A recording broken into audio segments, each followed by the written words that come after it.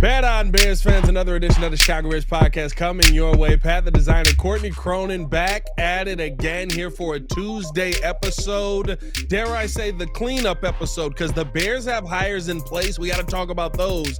But still a lot to do this offseason before we get full draft breakdown and all of that. Free agency is coming, and we got some players that need to be re-signed. And there's still, this is probably the only city in the world, Courtney, that the biggest story right now is who's coaching the offensive line. All that and more on today's episode of the Chicago Bears podcast. Hit that like button, subscribe to the page, leave a 5-star review. Y'all know what to do. Courtney, how are you? Good. It's Senior Bowl week, so as we know, The draft starts in Mobile. I don't know if you've heard that once or twice. There's a lot going on in terms of starting to think ahead to needs for this team, where they address it. Is it free agency? Are there people that pop off the page in Mobile? And I mean, you can, like, it's the quiet part, but it's really not, because Ben Johnson was hired. I mean, his introductory press conference was 6 days ago. He's already got his 3 coordinators in place. Now you've got to fill out the rest of the staff. You've got to start organizing your priorities going into the combine. Obviously, they talked to a lot of different prospects there, but it's like the hurry up game where it does feel like there's a lot to do, but there is still a month, but that month goes very quickly. So it's, they're not wasting any time. I can tell you that much. They've got people down in Mobile, and now having kind of kept that front office intact, it's not like they have to make any changes to how they go about their process for the offseason. They can kind of let Ben Johnson build his staff, do what he needs to do, get the interview process done, while Ryan Poles, Ian Cunningham, for now at least, unless he gets that Jacksonville job, and the rest of that group get to kind of like full steam ahead into draft prep and free agency stuff and getting ready to start adding more players to this roster. Don't go, Ian. First off, let's start there. Don't go. Did you see the Duval yesterday? Oh, yeah. It's a little cringy. Oh, I felt for him. Like, I don't know if he put up that someone's like, hey, what's your best? Do you know how to do the Duval chant? And the way that he looked at the camera and then like kind of literally physically leaned into it. Maybe. I don't know why that hasn't gotten more airtime. Maybe people are just like, well, we're going to let you have a do-over on that. Courtney, listen, I can't. If Ian Cunningham sees that and goes, a little respect is lost. I mean, that was dangerous. That felt like a guy that's like, hey, not only will I coach your team, I'll wear your skin. That felt serial killerish. I got nervous when I saw that. So we'll see.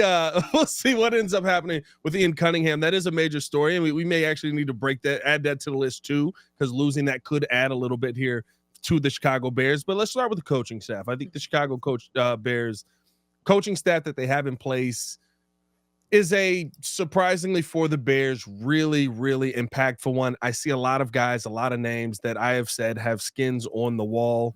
No pun intended to the Liam Cohen thing there. But you see Dennis Allen, the development that he's brought to this two different franchises as far as being a defensive coordinator and his time as a head coach. Defense is still developing. I see guys like Al Harris. I see guys like Antoine Randall, and Shay brought up, Tim Patrick and how his resurgence came out in Detroit.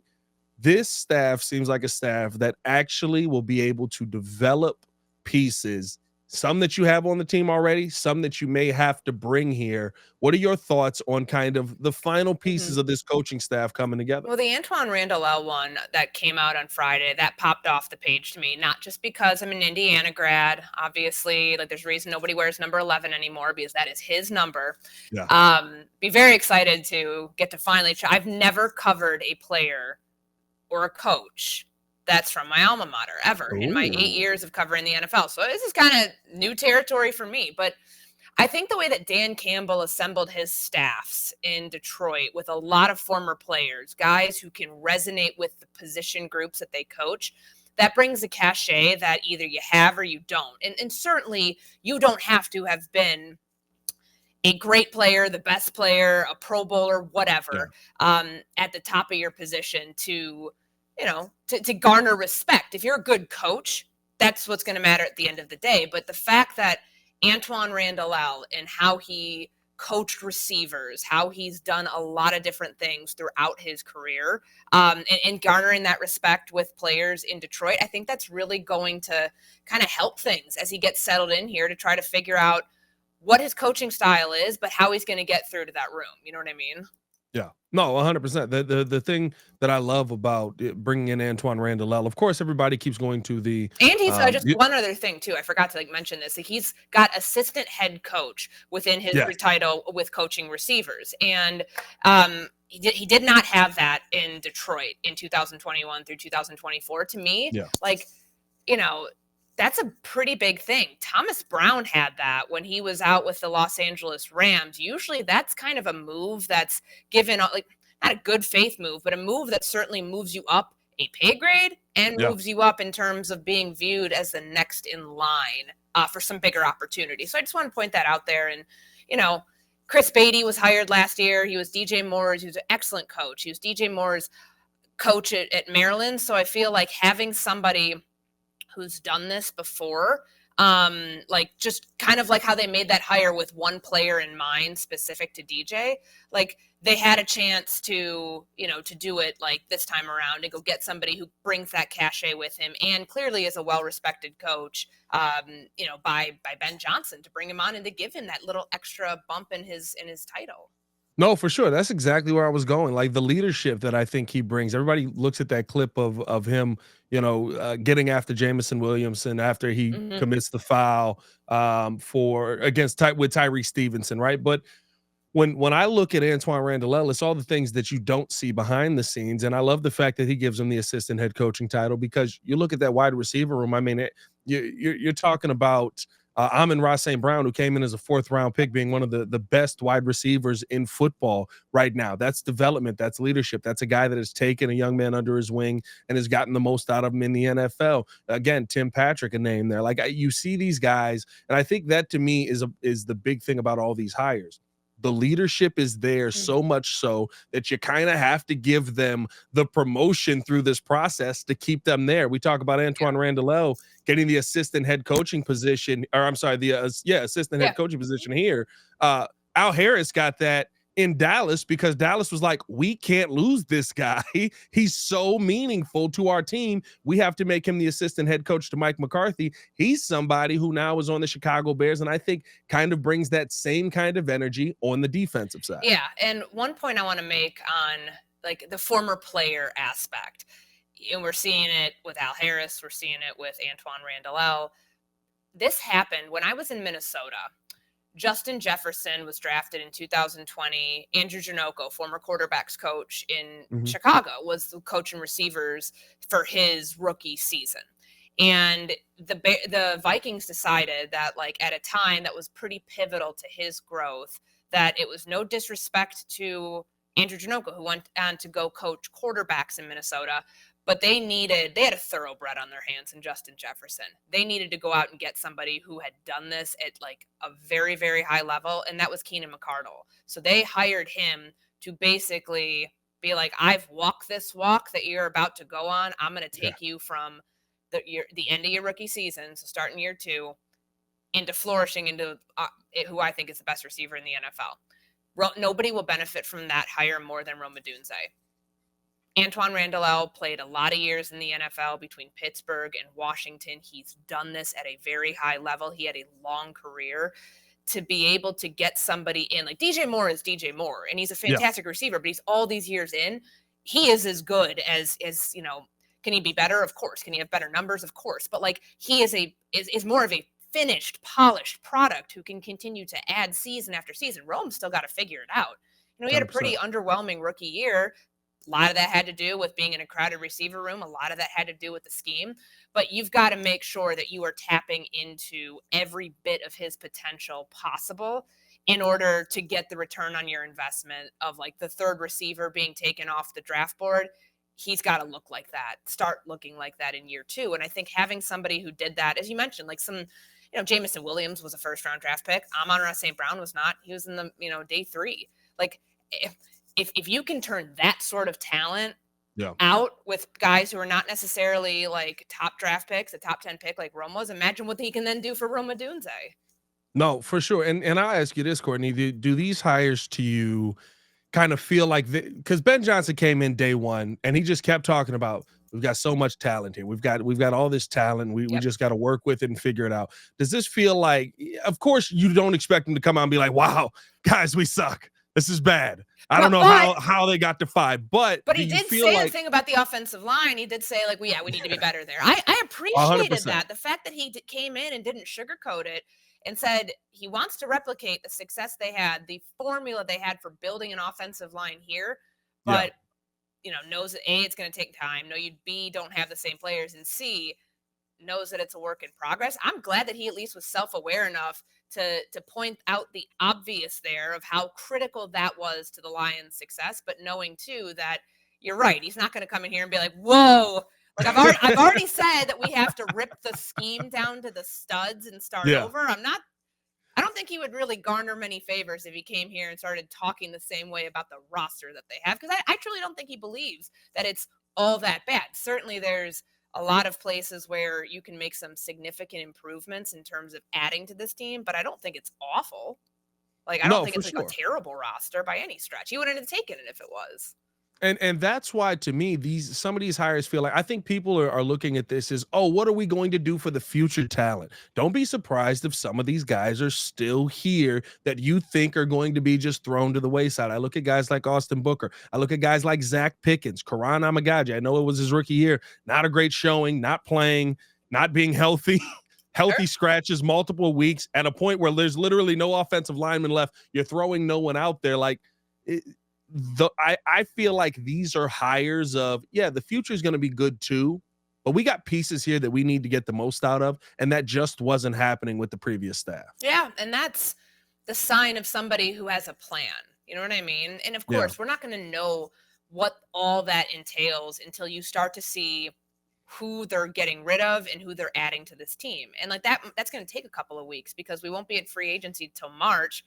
And by then you'll know, hey, they handled these needs in free agency. They've got to go this direction during the draft. But I think, do you get more out of to take all of it away? Because then you're in a rebuild.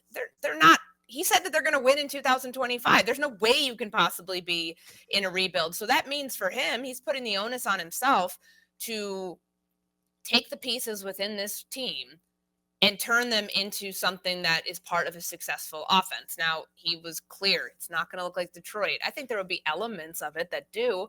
But when you're thinking about the type of players that he might want to add to this team, like, I think that's where you can start to look at tendencies. What is he like in a number 3 receiver? Because if Keenan Allen and his 121 targets that he got last year go somewhere else, go back to LA, if he doesn't come back to Chicago on a discount, then you're looking for you're looking for a speedy number 3 receiver to replace that production, to replace that role. And again, I said speedy because you think about the people, whether it's, you go from Jamison Williams, obviously Amon-Ra St. Brown. They use the tight end a lot there in Detroit. They're very heavy with the run game. Maybe there's an upgrade that happens there because very clearly personnel-wise leaves a lot to be desired in Chicago.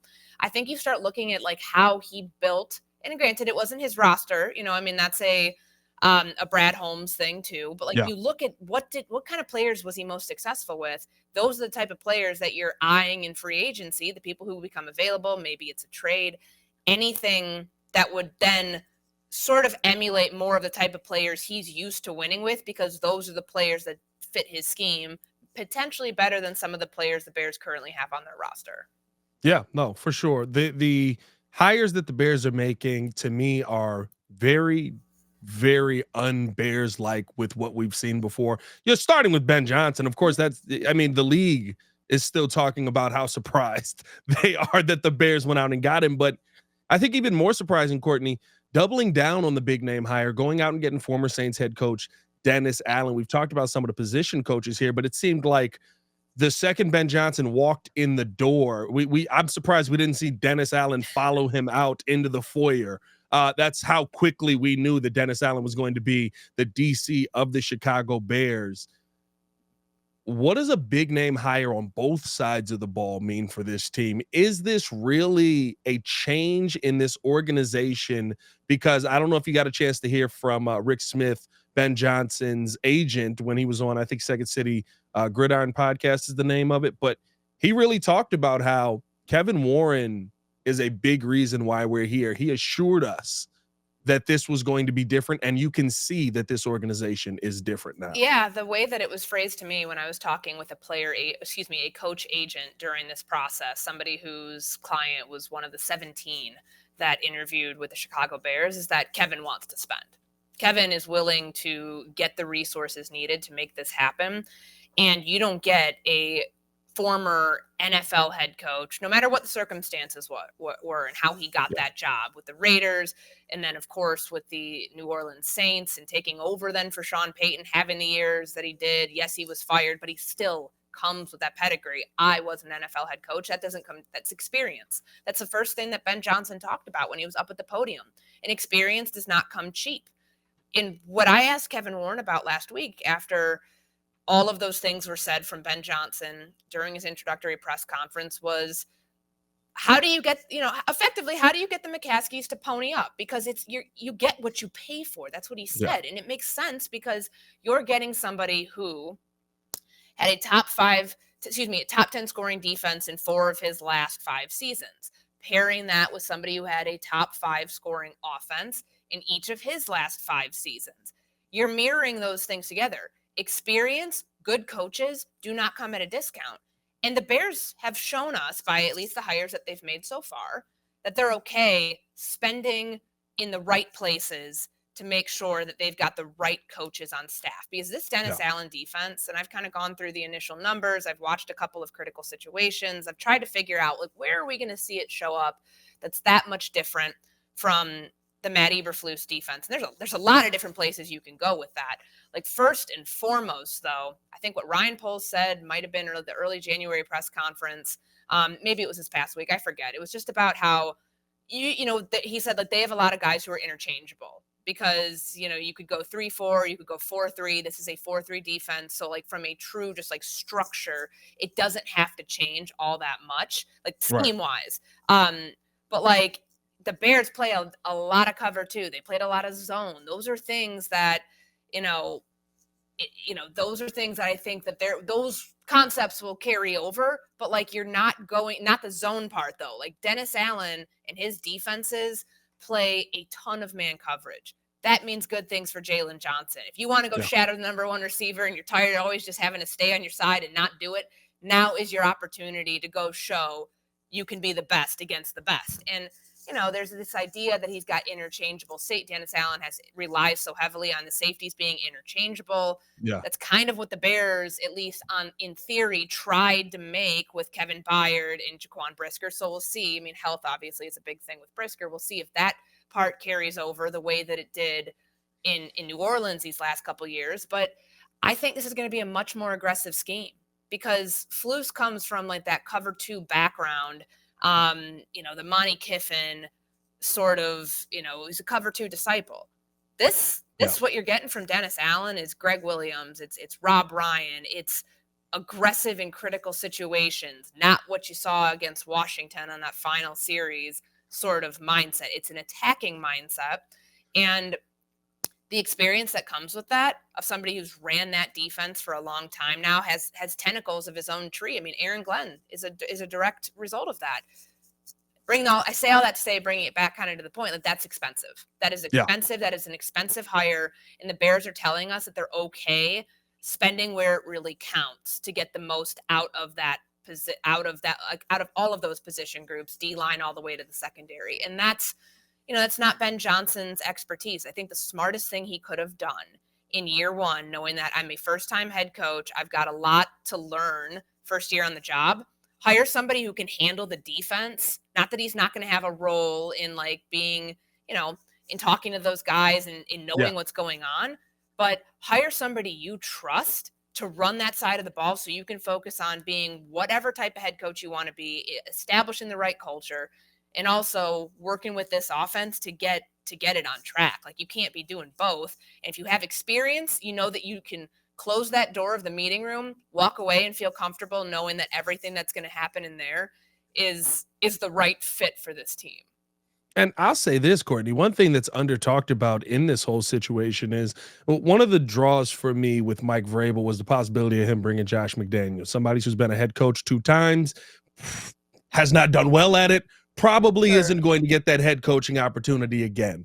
This feels like something that could be, if it works, a stable situation for a while here, because Dennis Allen has gotten 2 cracks at it. No matter what you want to say about this New Orleans Saints situation, which kind of was a no-win situation going into it, the Oakland or Vegas, I don't know which one they were at that time. Was he Oakland? The Oakland situation was terrible. And he kind of was able to get his hands on that and try and make things happen there. I don't expect Dennis Allen to be one of those names that we see heavily at head coaching cycles in the future. I think that you've got a long-term tandem, if this works, in Ben Johnson and Dennis Allen moving forward. Yeah, and that's the goal, right? Stability with those positions, because typically – I think it's a big reason why the Bears decided that Ben Johnson was their top candidate, because it's not like you're going to have to worry about Caleb Williams having an offensive coordinator that's really good, his play caller, and they get a lot of success out of him. And then that guy goes and gets a job somewhere and Caleb has to start over. Now, there are certain quarterbacks who can make that work. I saw a stat the other day about, it was surrounding the Liam Cohen thing. I think Baker Mayfield will be on his 8th OC, 8th play caller since he entered the league in 2018. That's nuts. Obviously, that's never great.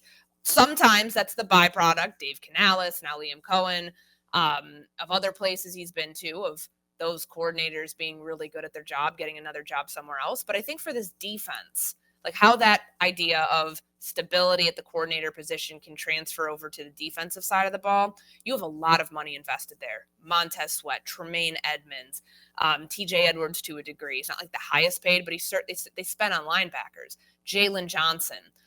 There's extension talk coming up too. Kyler Gordon could be one of the next guys to get paid in this Bears defense. If you can find the coach who can establish the right fit schematically and get the most out of your investment, knowing that you still have an edge rusher to add. If Gervon Dexter becomes the 3 technique you want, you're paying him one day.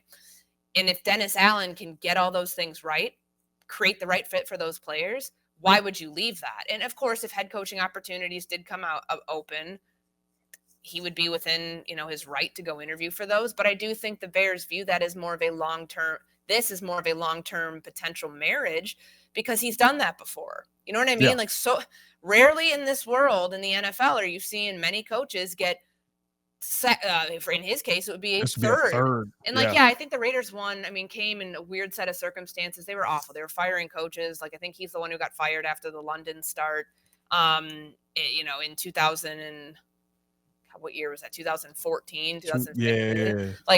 But regardless, I say all that to say it's not impossible to think about like the future, but they're not even thinking that far ahead. They're thinking right now, we got the best defensive coordinator available to us. Somebody that Ben Johnson, he said he's never met him before, never talked to him, never worked with him. Okay. Like he said that during his press conference last week, but clearly the Saints ties, the Dan Campbell relationship there, that influence, all of it plays into Aaron Glenn, why this was the right fit for Ben Johnson, because it's somebody he can trust first and foremost to go create something that can then be sustainable. So you're not having to like rehire that position every year because you've got the hot coordinator candidate who goes on to be a head coach in a year. Yeah, I will say I'm always nervous. That feels a little floozish, but better names are coming in here. You're not taking a chance on guys, but I'm always nervous when it's like, I've never worked with this guy before. We'll see what he's like. The good thing is, though, with Dennis Allen is you've seen him coach defenses to be top defenses in the NFL. You kind of know what you're getting with a guy like him. One guy who is a question mark before we move on to a very interesting list, and probably, like I said at the beginning, the only city that cares about the offensive line coach. Declan Doyle's a name that I'm seeing think pieces on, Courtney, and he didn't have a Wikipedia page 2 weeks ago. So who's Declan Doyle? So he's 28 years old. He's young. Which I think is kind of the first thing that jumps off the page. I believe he's the youngest coordinator in the NFL currently. And he coached tight ends for 2 years in Denver, was in like an offensive assistant role, whether it was like an analyst, QC. I don't know the exact what his day-to-day was in New Orleans for 4 years, but he has not been in the NFL all that long. Ben Johnson said the other day, course, confirming it was kind of the obvious but had to be asked sort of question, like, are you calling plays? Yes, I'm calling plays.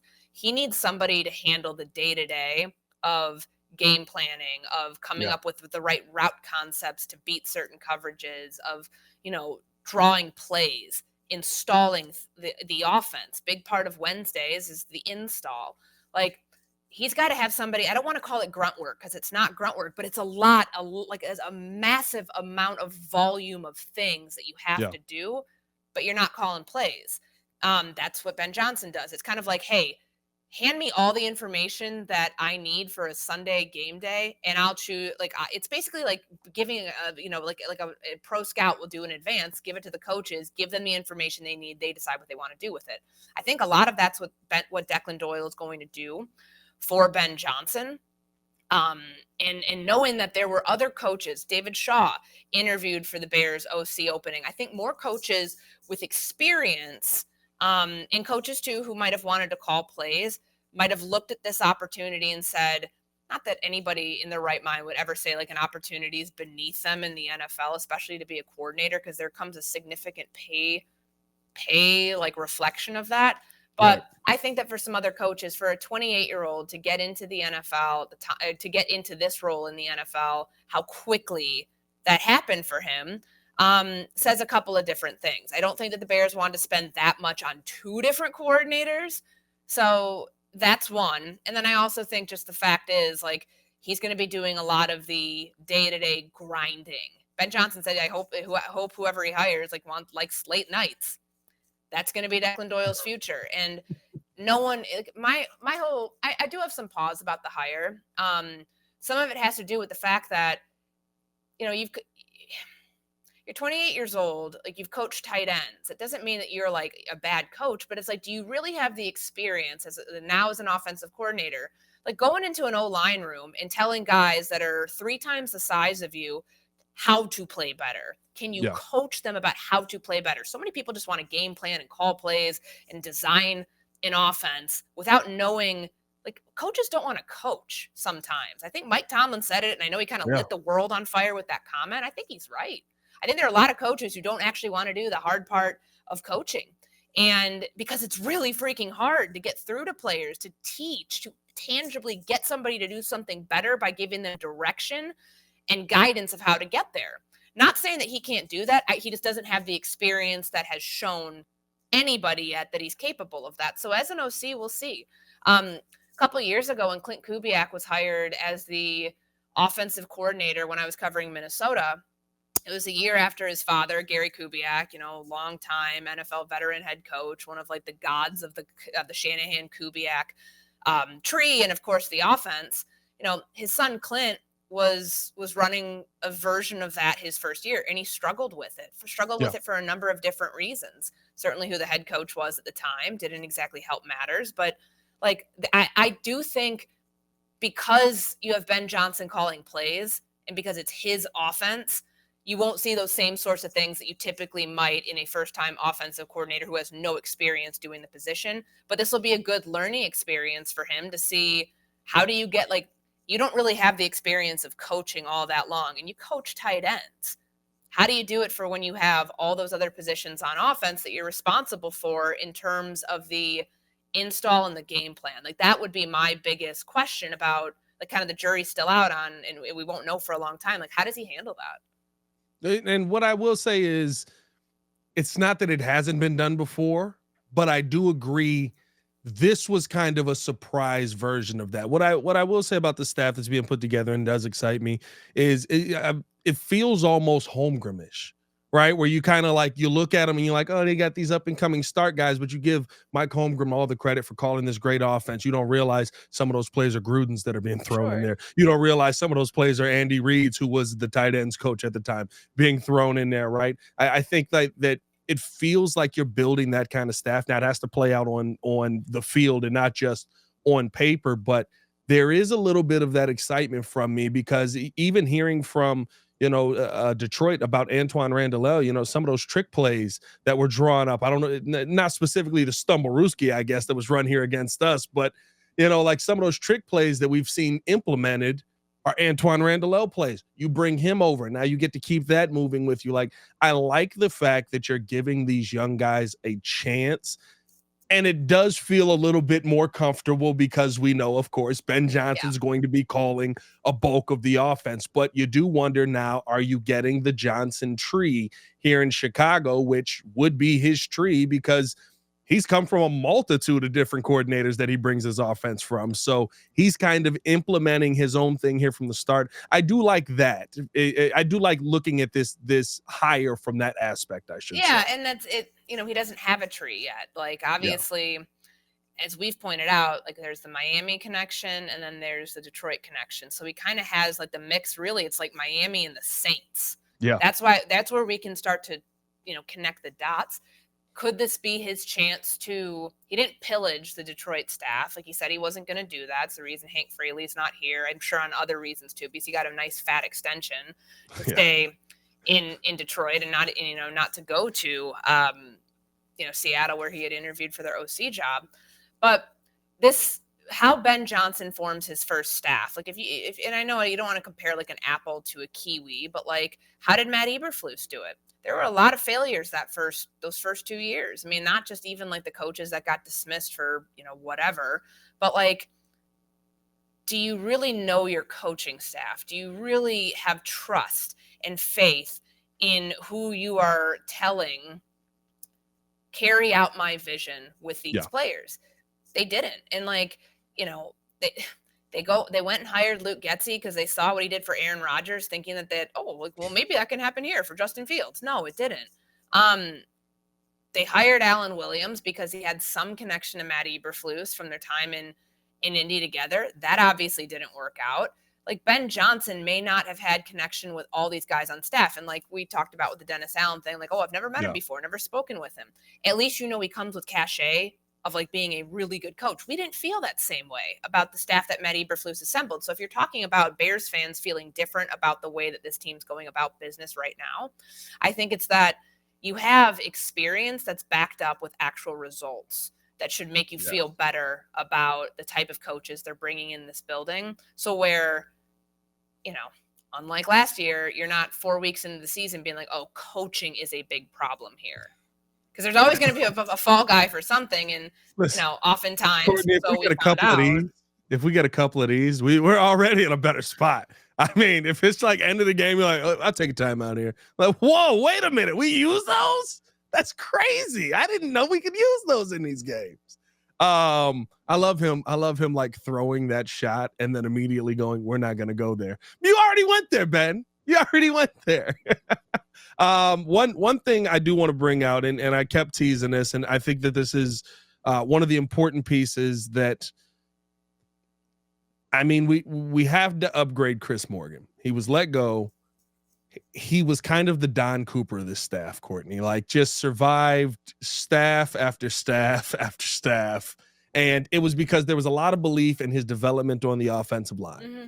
When I look around at the offensive line, I don't see a ton of that development that we kept hearing about that he was bringing forth. And then they gave him a run game coordinator, and that got a heck of a lot worse. Now, that could be because Justin Fields not on the team running as much, but it just, things weren't working. Mm-hmm. And like I said, this is probably the only city that cares so much about this. But I thought Brad Biggs listed a great name, Dan Rashar, as one of the top candidates for the Chicago Bears to be watching for. We've talked about that New Orleans connection a ton. There's a connection there with the offensive lines that he was able to build there. He's been a part of the NFL or just football in general, college and NFL, over 30 plus years.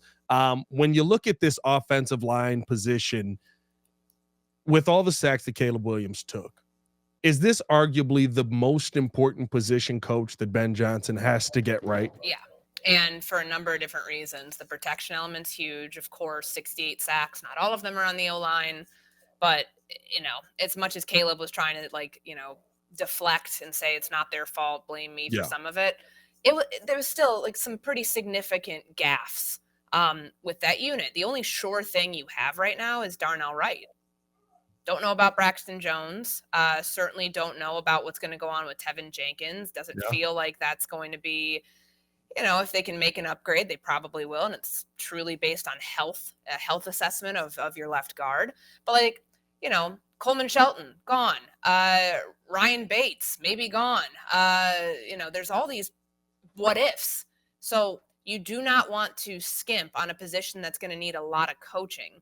And additionally to that, I know we talk so much about the trick plays and getting the most out of Jared Goff, 4,000 yard seasons, the 2,000-yard receivers that they have in Detroit, Sam Laporta, et cetera, et cetera. What Ben Johnson was known for, was the run game. That's honestly where he cut his teeth and being like, oh, this guy's pretty darn good at his job. The run game was so efficient in Detroit with their 2-back system because that's where the focus was. So I think that taking a look at having who your offensive line coach is going to be doesn't just affect Caleb Williams. It affects the production of moving the football, which I know sounds so simplistic in nature. But if you want Sonic and Knuckles, whatever version of that you want to get here in Chicago, you need a good offensive line, and you need somebody who's going to coach that kind of the way that we thought. All right, Chris Morgan, respected enough NFL offensive line coach. I mean, the reason that he got retained, and we see this happen from time to time, is that, and I've said this on the show before, there's so few offensive line coaches out there that are like the well-respected, gotta have it sort of names, the Bill Callahans of the world. Those people don't exist all that often. So once you get one, you keep that person. That's usually like the coach that gets retained from staff to staff because they're that important to the overall production of the offense. So as much as like there's names out there, and of course like finding a quarterbacks coach, important. Finding the wide receivers coach and Antoine Randall, like they did, important. I don't think there will be a more important hire that Ben Johnson makes on offense than who his O-line coach / run game coordinator, assuming they go that route, is going to be.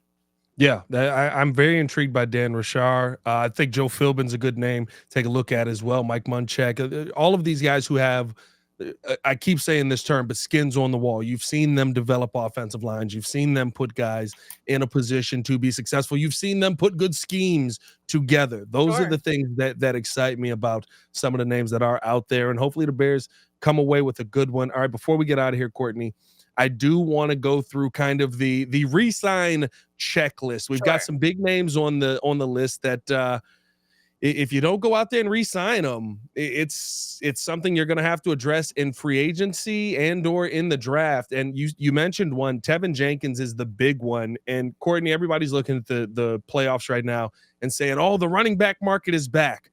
I'm looking at Trey Smith and going, oh, God, the guard market is about to go through the roof. Yeah, because there's so few good ones available in free agency.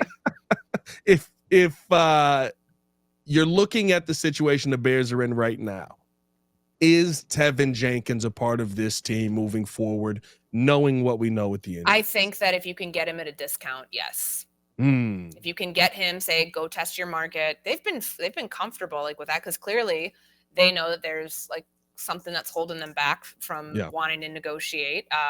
He talked about it. He said, like early in the season, they weren't going to negotiate until after the bye week. Did not sound, upon talking to him at his year-end media availability, that there had been much movement in that regard. He was hurt. He played through injuries, but he also, misses the last game of the season, I believe, that Green Bay game due to injury. He was hurt for a couple different injuries. It wasn't just like one thing. It was the ankle. It was, I believe, a knee. He's dealt with a lot since he's been here. When he's out there, is he one of your better offensive linemen? Sure. 100%. He absolutely is. But I don't think that you pay premium for that, just knowing that the durability factor is not something that you can be comfortable relying on. But if you could get him to come back at a discount, if he tests his fair market value, or has the opportunity to go out and do that and finds that my number is different than what teams are giving me. Like, am I more comfortable here with guys I've played with, being in an offense that is new? It's going to be new for everybody, but at least you're around the same players as opposed to going somewhere else, uprooting your life. He has a family here. Like, he's talked about all those things and why Chicago would, of course, still be on the table. I think he explores it. And I think that would be a wise decision if he can come back at a discount for the Bears to keep somebody in the fold that they know they're probably not getting 17 games out of, but at least is reliable when he's out there and playing. Is this a feeling of we don't know if we're going to be able to address everything, so we kind of got to bring back the guys I that think that's have part of shown it. something? You can't fix everything Yeah, in one off season. And definitely can't. as we've Yeah. talked about with Ben Johnson, he knows that the offensive line needs to play better. He also knows that that offensive line started getting built in 2016. You've got 4 draft picks in the top 72 right now. Are all those going to the offensive line? No, of course not. But it's probably going to take a year or two to get that thing where you want it to be. So maybe that's a benefit of the devil you do know versus the one that you don't. Because one's like, oh, well, he's a really good player when he's healthy. We know he's not going to probably be 100% healthy, but at least we'll take him for the games that he is, but not paying a steep price to where like it would just be like, dumb if you did it. Right. Yeah. We'll see. We'll see what kind of number Tevin ends up looking at. Keenan Allen's been the big name. Mm-hmm. He's one that it kind of just feels like this foregone conclusion that he's gone. But Keenan Allen is a quarterback's best friend. Do you think that Keenan Allen is a part of this team next season? I actually don't. I think that they will look to find a number 3 receiver in the draft. Somebody maybe has a little bit more speed. Keenan's 32 years old. I think that that's just naturally you're not paying top dollar once a guy at that position. Once a guy gets over 30 years old, we know that he isn't the fastest receiver out there. But my God, there's nobody who runs a route better than Keenan Allen. That stuff has its value, but to me, he's either going to go finish his career back with the Chargers or he's going to stay in Chicago. I do not believe that he's going to go explore. Let me try a third team. I mean, Chicago was the gamble. It wasn't his choice. He was traded to Chicago, but I think for him and just kind of knowing his family's out in LA, there's a lot of factors that are pulling the meter, at least for me, for Keenan Allen going to, be with the Chargers or something. I think that's more likely just at this stage of his career, knowing that he did get a lot of targets last year. But even if you take a look at Detroit's offense, it's hard to envision. I know that we had this theory last year. Oh, you have 3,000-yard receivers in your offense. There's a lot of mouths to feed. There's a lot of politics that go into receiver rooms that have, not saying guys don't like each other, but there's just a lot that goes on with that. It can be a little overwhelming, I would imagine, for a young quarterback to have to deal with. I think it's going to be a top-heavy receiver room with a number 3 that you get, and who knows? Maybe that number 3 is Tyler Scott. Maybe he finally becomes the player that they expected him to be in year 4. He's speedy. He's supposed to be the deep threat, the go ball guy. Maybe they go find that guy in the draft. All I'm saying is there's cheaper options in doing that than having Keenan Allen in your receiver room. No, for sure. And I don't see Keenan taking much of a discount either. You kind of look at the guys beneath him on the pay scale, and you're like, can't pay him less than most of these guys. He's better still, even at his older age, than they are. He's kind of locked in at that $18 to $20 million range. A little steep for me. There's no way that the Bears are going to pay that. I can promise. Yeah, for sure. Finish it off with this one. This one you actually put in your most recent most recent contributing article that you had on ESPN. Under the radar offseason priority, bring back nickel corner Kyler Gordon. You said was eligible for a contract extension this offseason. The 2022 second round pick is coming up off a strong season and is a critical player in the Bears secondary. Why do the Bears need to address this now? So he's going into his 4th year. And I think that that's a really good opportunity for the Bears and him to go to the negotiating table now. He's a critical part of that secondary. You don't have to necessarily play this thing out with him going into his 4th season. I mean, they did it with Cole Kmet a couple of years ago. He's a player that Ryan Poles drafted. Heck, he's the first player that Ryan Poles drafted because they didn't have a 1st-round pick that season. I think it's important. I think in your secondary, knowing that Jalen Johnson here for a long time. Let's see what happens with Tyreek Stevenson. Obviously, they're eyeing a bounce back year in a lot of different ways for him in 2025. Having Kyler Gordon, who, he's missed time because of injuries, but when he's out there, he had one of the best seasons. I know it's only 3 years, but up until the time of that injury in Jacksonville, he was balling. He was balling in that game. Then he has the hamstring injury. Certainly soft tissue things sucks when it comes up and it takes you out for, a handful of games. But when he was out there, he was one of the better cover corners at his position. He can play. He's very versatile in that defensive backfield at the nickel spot. So I think that re-signing him, you don't have to necessarily make it break the bank or be the top paid means a nickel. I don't feel like we give those guys their due because it's not a Jalen Johnson. It's not your shutdown corner. It'll be interesting to see what Jalen how Jalen vibes in this defense, because he will have a different role when you're being asked to shadow the number one receiver. But all that to say, you don't pay Kyler Gordon that sort of money, which is why I think that, like, just get it done now. What do you have to lose when you have money to spend, especially with like getting guys under contract going into their final year? If he has a great year this year and you've already paid him, then that's house money that you're playing with.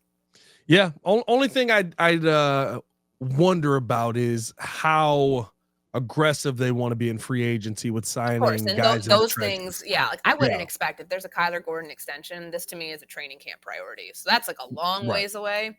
Right. But depending upon what they do in free agency, the additions that they make, and if they lose, 2 starters from this year, and Keenan Allen and Tevin Jenkins, like, you got to replace those spots. Not necessarily same caliber of player, but different, however they want to go there. And then seeing where the finances are to then earmark a certain portion of your budget, more or less, to like for cap planning for the next 2 years. Do we want to get Kyler Gordon under the books now? Is it something that's feasible to do now? I don't think there's any harm in doing it this offseason.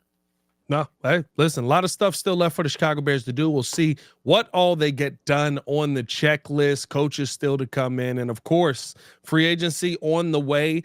For Courtney Cronin, ladies and gentlemen, it's your boy, Pat the Designer. Let us know your thoughts in the comments below. We appreciate you guys tuning in and watching. As always, let us know what you want the Chicago Bears to do before we get to free agency in this offseason. Y'all stay safe out there, Chicago. Bear down. One love. Peace.